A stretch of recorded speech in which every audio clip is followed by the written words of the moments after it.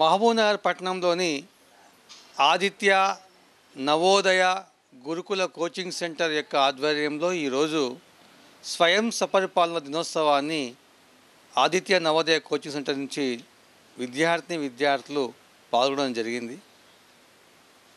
ఈరోజు నేటి బాలలే రేపటి భారతదేశం యొక్క పౌరులు కనుక వాళ్ళు ఇప్పటి నుంచే తమ యొక్క ఆశయాలను కొనసాగించాలంటే ఈరోజు విద్యార్థులందరూ కూడా టీచర్లుగా, ఉపాధ్యాయులుగా, ఒక డిఓగా, ఒక ఎంఈఓగా, ఒక కలెక్టర్గా తమ యొక్క బాధ్యతలను ఇక్కడ నిర్వహించడం జరిగింది.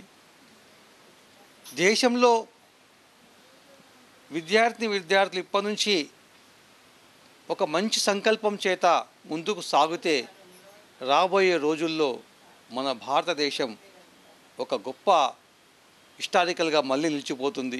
కనుక ఈరోజు విద్యార్థులు తమ యొక్క తల్లిదండ్రుల పట్ల భక్తిభావం, అట్లానే ఉపాధ్యాయుల పట్ల గౌరవం, పెద్దల పట్ల గౌరవం ఇవన్నీ కూడా నేర్చుకోవడానికి, అట్లనే ఈరోజు ప్రతి ఒక్కరు కూడా ఉపాధ్యాయులకైనా ప్రతి ఒక్క టీచర్లందరూ కూడా ఆశీర్వాదం ఇస్తూ ఈరోజు మహబూబ్నగర్లో ఆదిత్య నవోదయ గురుకుల కోచింగ్ సెంటర్ ఎన్నో ఫలితాలు ప్రతి సంవత్సరం కూడా నవోదయలో 12-14 మంది, అట్లనే గురుకులలో 30-40 సీట్లను సాధిస్తూ ఈరోజు మహబూబ్నగర్ జిల్లాలో ఒక మంచి తక్కువ ఫీజుతో ఎంతోమంది విద్యార్థులను భవిష్యత్తులను తీర్చిదిద్దుతుంది ఈ ఆదిత్య నవోదయ గురుకుల కోచింగ్ సెంటర్.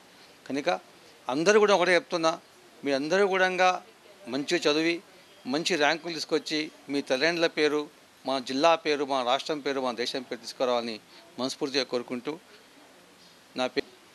నా పేరు దీక్షిత. నేను 5th క్లాస్ చదువుతున్నాను. నేను ఆదిత్య కోచింగ్ సెంటర్లో నవోదయ కోచింగ్ తీసుకుంటున్నాను. ఈరోజు టీచర్స్ డే సందర్భంగా నేను డిఓగా ఉన్నాను. నాకు చాలా సంతోషంగా ఉంది. మా టీచర్ల కష్టాన్ని నేను ఈరోజు తెలుసుకున్నాను.